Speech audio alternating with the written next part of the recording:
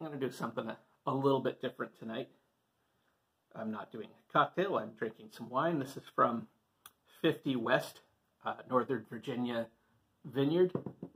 It's quite tasty. This is my Bull Run vineyard glass. Okay.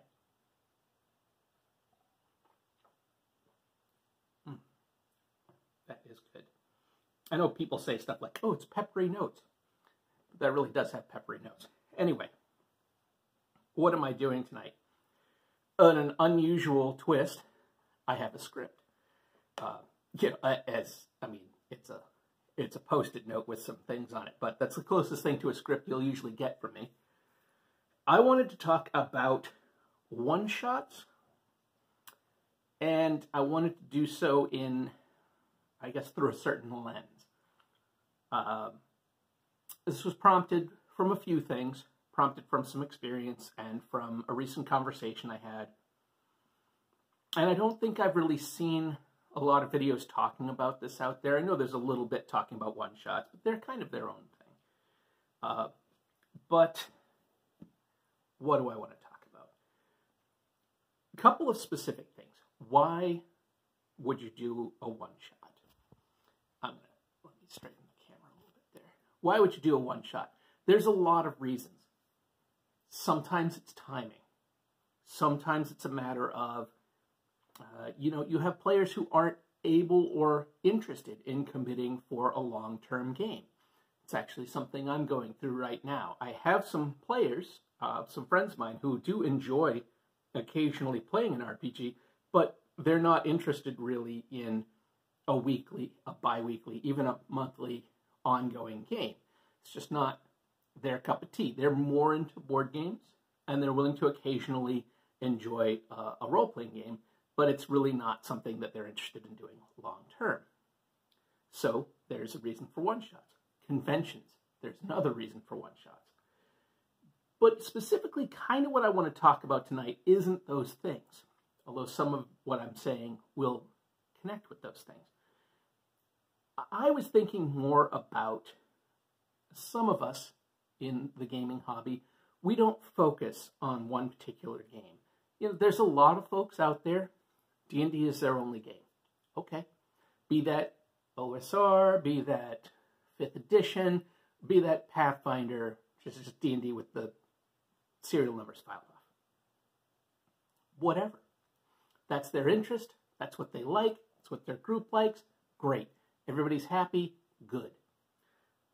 But some people, like myself, enjoy a lot of different games. Be that different settings or sometimes different whole systems. There are definitely settings that I enjoy where I don't like the system that is attached to them. And there are systems I enjoy that don't have even necessarily settings attached to them or what have you. But whatever the case, maybe you like a bunch of different games for different reasons, and you want to try a lot of different games.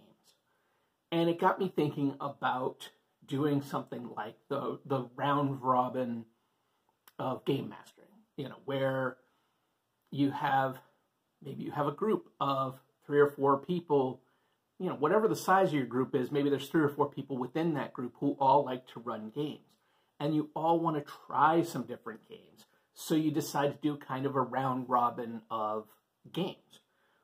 Each person, they pick a game, they run that, they do a one-shot so that everybody can try it, so they can try it. There are so many games that I want to try. That I own currently. There are so many games that I want to try. Some games I have owned for 35 or 40 years. Not 40, 35. And I've never played them. And I bought them because I wanted to play them, but I never have.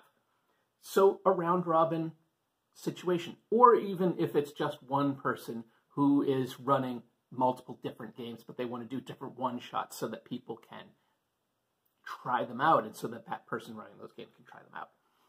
That's a long way around talking about it. But what I've found is there are some pitfalls with that. And I'd like to talk about the pitfalls and how they might be addressed. And the first, and kind of maybe obvious, maybe to some folks, is that not every game makes sense as a one-shot. There are some games, it's not to say you can't run a one-shot of it, but it's to say that it isn't made for a one-shot. It's not made to shine in a one-shot. I think of a game I reference a lot, Ars Magica. Ars Magica is not, it's not that you couldn't run a one-shot of it. You definitely could. I've thought of a couple, you could do it. But it is a game where it really shines as you have spent time in it. Spent time developing your character and your character's relations with the other characters. And they're all, as a group, their relationship with the world around them. That's not great for a one-shot. That's like 6 months of play or more, So there's that. There's also some games like Blades in the Dark, and I'm talking with a little bit less experience here, but Blades in the Dark is a game where, from my understanding, part of it, and I think that this is true with a lot of Powered by the Apocalypse games. Again, if I'm wrong, you can correct me below. Please do so nicely. But from what I understand with a lot of Powered by the Apocalypse games, making characters is integral to the group dynamic. Like, you all sit down and make characters together. And in some cases, I think, shape the world together. I mean, not so much in this one, but that's something where you really need, like, your session 0. When you all sit down and make characters together, that's a whole sort of thing. And I think Blades in the Dark, from what I understand, is meant more for short campaigns. So 2, 6 weeks, 12 weeks maybe, and you tell a story over that. That's what I gather, but not really necessarily for one single individual session, more for a multi-session arc. So again, there are some games that I think are better suited than others, and those that are well suited may also be suited for long-term play, but I think that they are maybe good in particular as one-shots. And I say that thinking sort of specifically of Call of Cthulhu. And here we have a book with 2 one-shots in it, Deadlights. But Call of Cthulhu, can you do campaigns? Absolutely, yes. But Call of Cthulhu being a horror scenario with a high mortality and or insanity rate, it's really kind of cut out for those one-shots. And I think it's a good particular game for that. I would also argue that Tales from the Loop is good for one-shots. And there are others, to be sure. But not every game is necessarily great for it. Anyhow. So that's one thing to look at with one-shots. Is it a game that is right for doing that? Or is it a game where long-term play is the best way to go about it? Even maybe a short campaign of 6 or 8 weeks. That's a different beast altogether. So,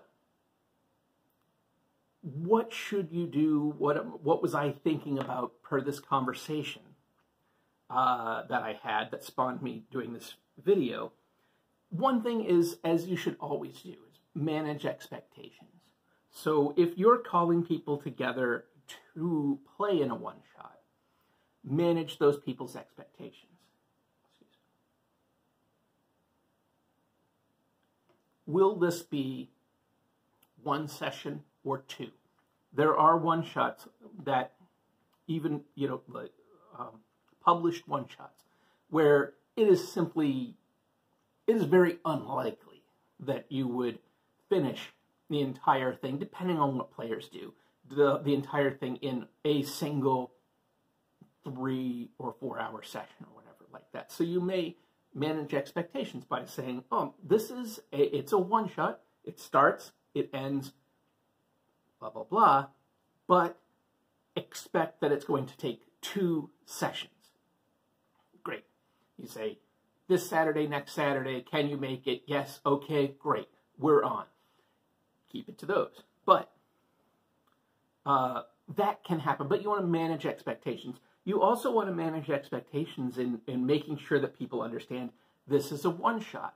I am trying out this new game, this new system, this new setting. I want to try it out, see how it plays, and that's all. Now, if everybody likes it, if everybody's enjoyed themselves, they like the mechanics, they like the setting, well, then maybe we revisit it somewhere down the line and we talk about doing an ongoing game, or we talk about simply doing a few more one-shots. That's also fine. But for that one-shot, manage the expectations. This is a 1 or possibly 2 session, single contained story, one and done, over, no expectations of continuing. Maybe that means high mortality rate like in Call of Cthulhu. You know, you managing expectations and saying, look, there's a darn fine chance that your characters will not make it. And that's okay. That's part of the fun of Call of Cthulhu. Your characters likely won't make it depending on the kind of things you're facing in that game. So that's a good thing to let people know. Anyway, manage expectations. It's something to do in life, it's something to do in gaming generally, and it's definitely something to do with one-shots. Next up, I wanted to talk about GM responsibilities, Game Master responsibilities, Dungeon Master, whatever, Judge, doesn't matter, don't care, whatever your term is, the responsibilities. And the fact is, when you are running a one-shot, the responsibilities fall almost entirely on you. There are the usual player responsibilities. Show up, be prepared, pay attention, don't be a jerk. You know, it's that. But most of the responsibility of the actual session falls to the GM. And that's as it should be. And so I wanted to talk about what some of those responsibilities are, in my opinion. One of those is have pre-generated characters. If you are doing a one-shot, particularly of a game that no one else has played, but it doesn't really matter. It should be for any game that you are running. If you are running a one-shot, make pre-generated characters and have them ready to hand out. Because nobody that's playing a single scenario of a game wants to sit down and spend who knows how long building a character.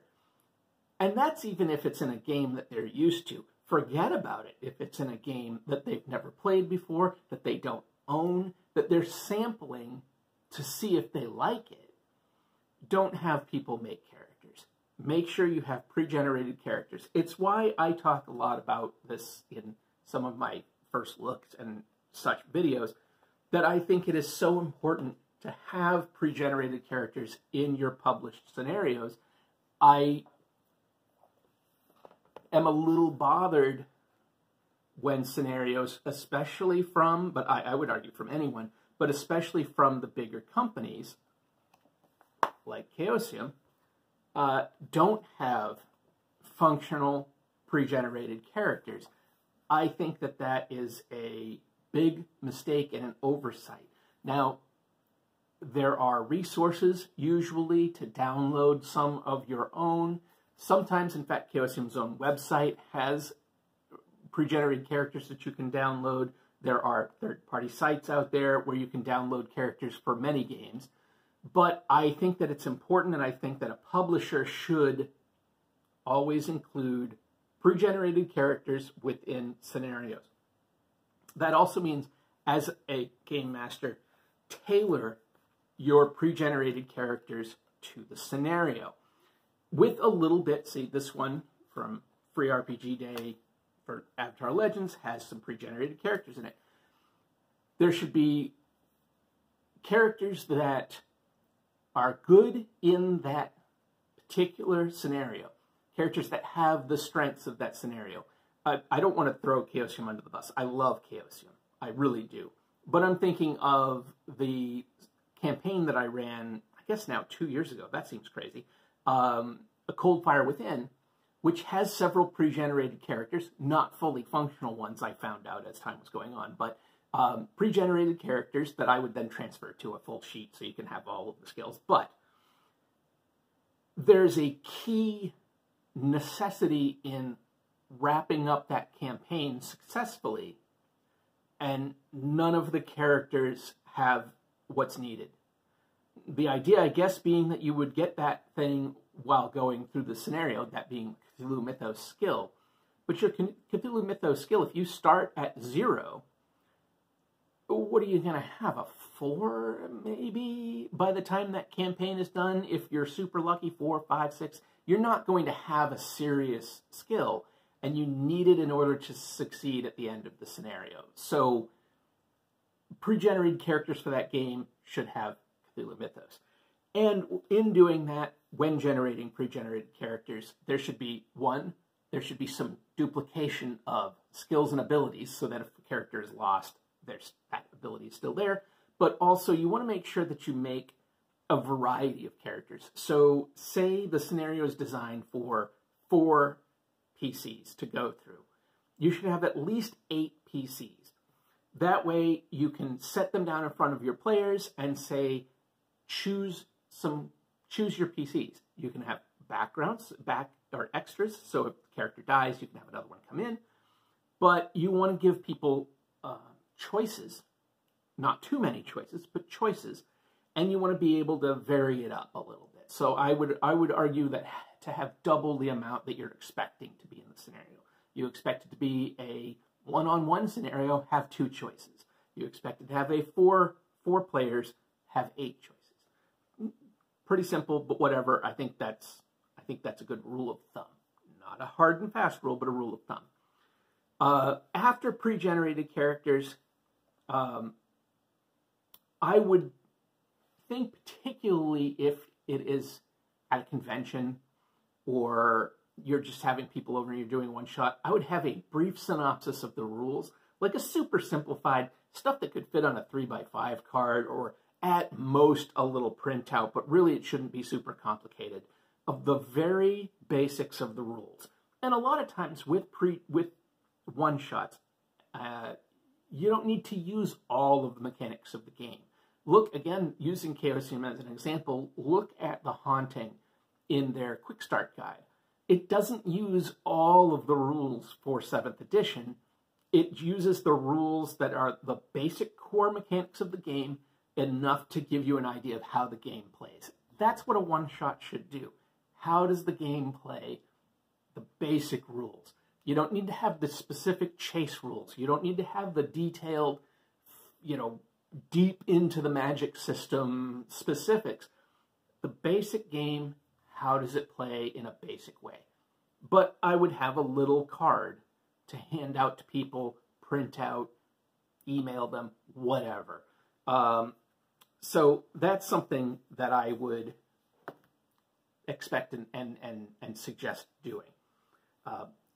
Something that I would have been better suited to do when I was recently running a Call of Cthulhu scenario with Gentlemen vs. Demons. I did not do pre-generated characters, and I probably should have. So, what else did I want to talk about in there? Keep it short and succinct. And what I mean by that is it's a one-shot. If you are writing your own, make it short.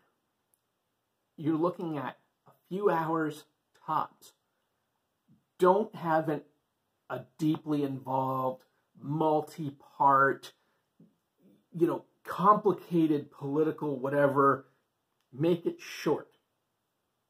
Tell a quick story. You're looking at sampling the rules, seeing how they work, dipping your toes into the setting. Real basic stuff. Don't make it complicated. Don't make it involved. Keep it short. Have a beginning, middle, and end.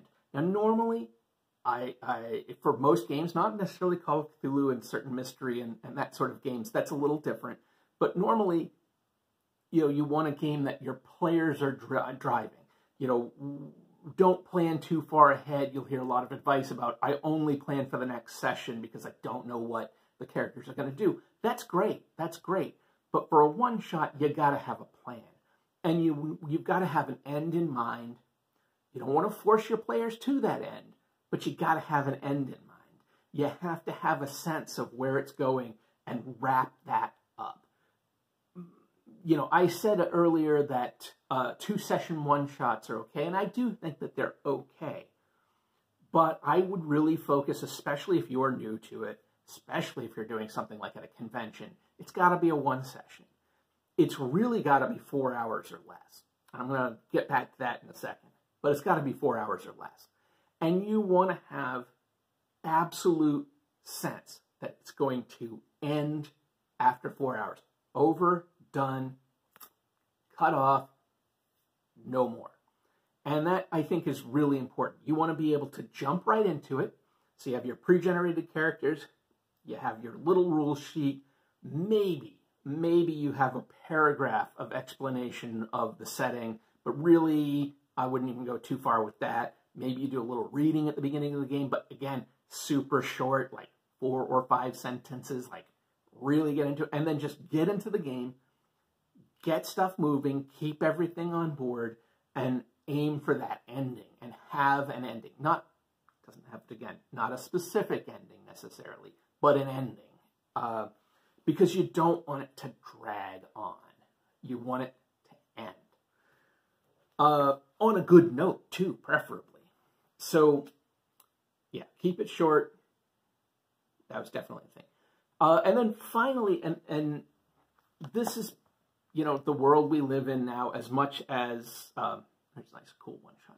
As much as I prefer in-person sessions, and I very, very much do prefer in-person sessions, the world we live in is such that playing with your friends at a table on any kind of regular basis, even if you're doing one-shots, is a huge challenge.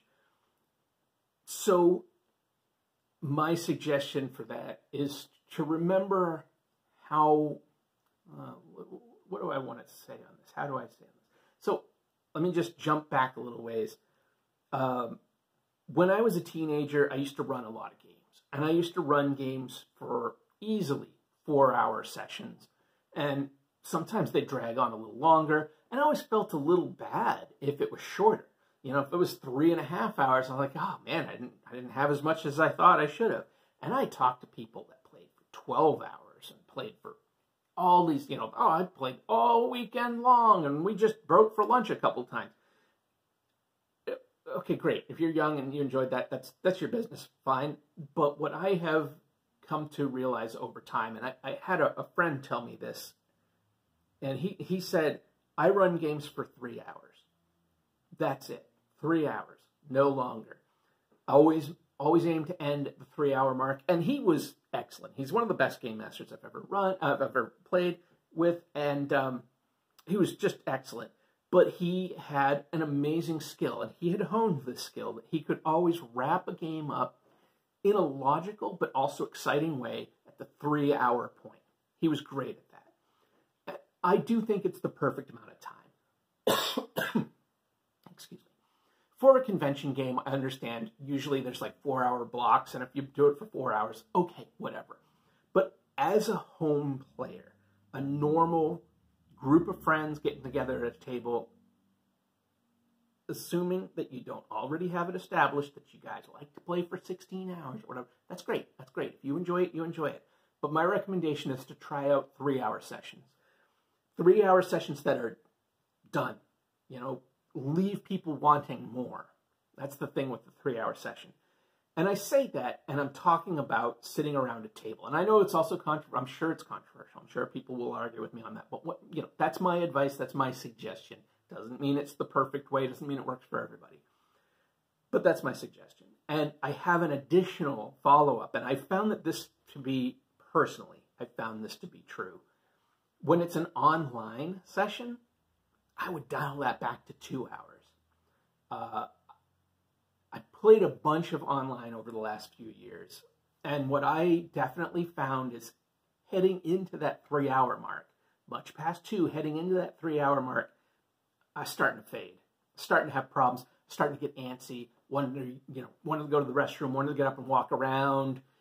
You're kind of focused so much on the computer screen because you're doing this thing. It's like it was too much. And I started to really, I realized over time that 3 hours or more was way too much. When it was more, forget about it. And so for the last year or so, I've been playing in almost a year, I guess, been playing in a Traveler game, and we've kept it to 2-hour sessions. And actually, the GM has done an amazing job of keeping it at 2-hour sessions. And it has been like a breath of life.